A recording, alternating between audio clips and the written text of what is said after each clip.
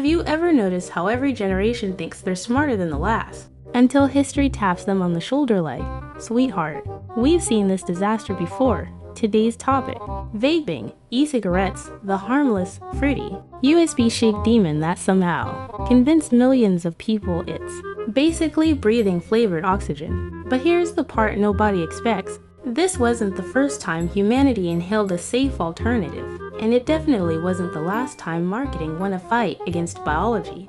Because the first time someone rolled out a reduced harm inhalation device. Well, what happened next changed the world of addiction forever. And trust me, you're not ready for the plot twist. By the way, the human lungs. They're about to file a complaint. Our story begins in 2003 in China with a man named Hunlik, a pharmacist, inventor, and a man who looked at cigarette smoke and said, "This is bad, but what if we had electronics?" His father had just died of smoking-related lung cancer. Hunlik genuinely wanted to help people quit. His goal was noble, but the universe, oh no, the universe said, "Great idea. Let's turn it into a global crisis." He created the first modern e-cigarette, a device that delivered nicotine through vapor, not smoke. Hold that thought. Sounds safe, right? Because here's the plot twist. Hunlik's invention was hijacked by corporations so fast, even he didn't see it coming. And what they did next changed everything. At first, vaping was for adult smokers who wanted to quit. But then brands realized something. Teenagers love flavors, glowing lights, USB-sized gadgets pretending to be dragons, and anything that looks vaguely rebellious but still aesthetic on Instagram. So companies said, let's add 10,000 flavors. Let's make it look like a pen. Let's add candy smells. Let's make it charge like an iPhone. Let's make addiction cute. And boom, vaping became a lifestyle. But there was something hiding inside this trend. A tiny detail that even the companies didn't scream too loudly. Most vapes contain more nicotine than a pack of cigarettes. But hey, why mention that when you can call it blueberry ice? Right before we go into the health effects, let me drop this loop. There's something inside mini vapes, something oily, sticky, sneaky, that your lungs absolutely hate, and what this chemical does inside your airways. Oh, it's wild, but we'll get to that. First, psychology. Because the brain enters the chat, nicotine walks into your brain like, "Hi, I'll be acting as your happiness manager from now on." Dopamine goes, "Let's feel good for no reason at all." And serotonin, she packs her bag like, "Since dopamine is doing overtime, I'll see myself out." Nicotine is fast. So fast that your brain gets used to it like, oh, we're doing this every day. Nice, I'll shut down natural motivation so you depend on this. But here's the part that messes everyone up. Vaping rewires your brain much faster than cigarettes. Why? Because the nicotine hits instantly.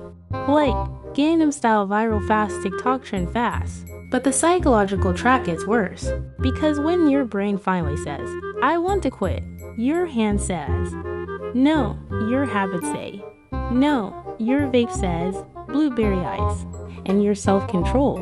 On annual leave, we're about to talk about what vaping does to your lungs. But before that, a little historical loop you'll love. Did you know the first safe smoke alternative was invented over 500 years ago? And what happened to that invention? Let's just say, the king who used it didn't last very long.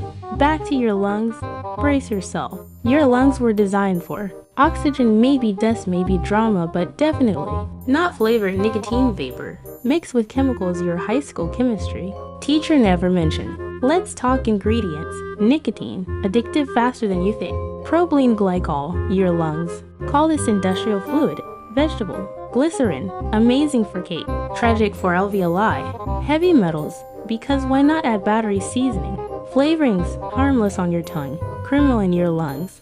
And then the villain, vitamin E acetate.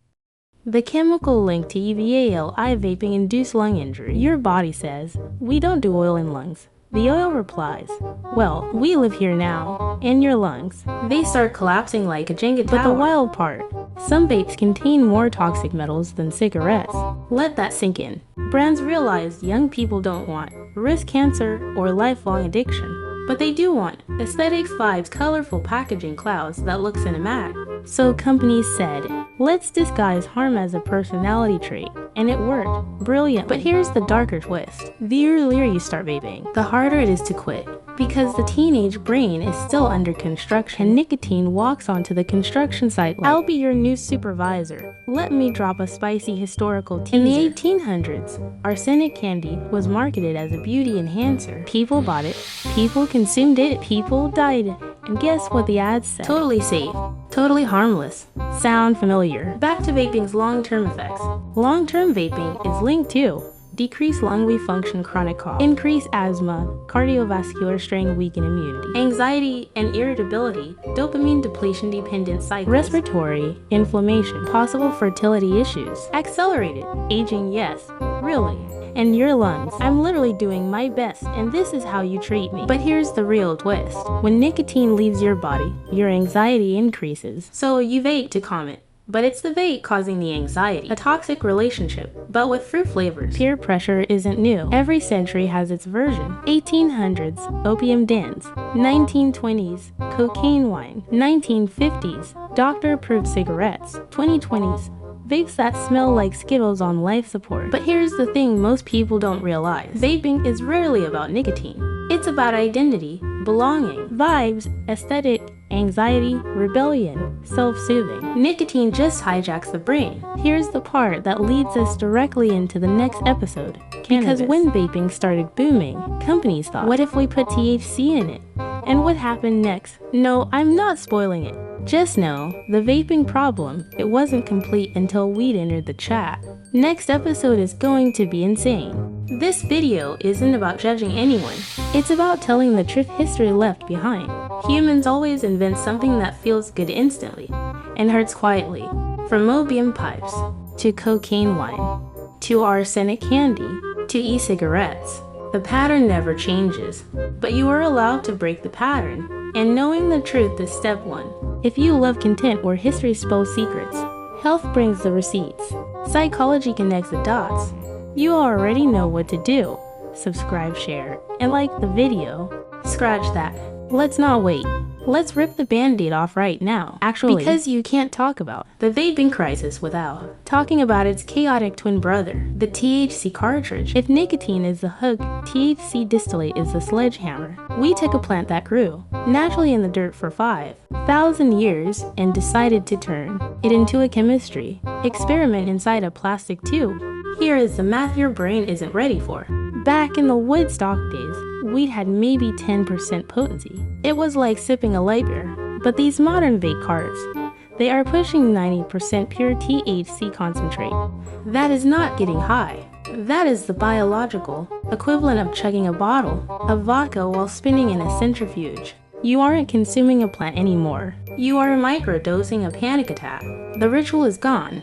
The smell is gone. Before, you needed a lighter, a window, and 10 minutes of privacy. Now, you can blinker a pen at a family dinner, in the library, or in the back of a classroom. And nobody knows. And the worst part, we remove the friction of addiction.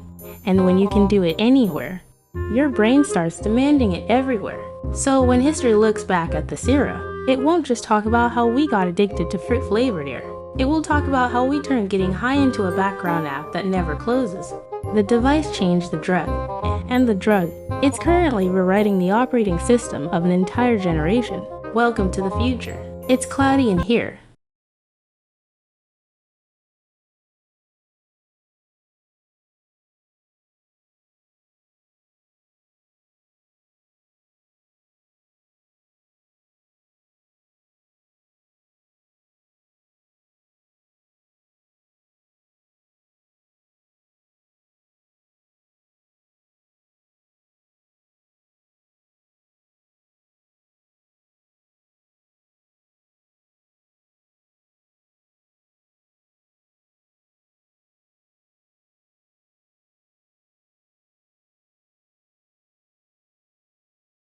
It's cloudy in here.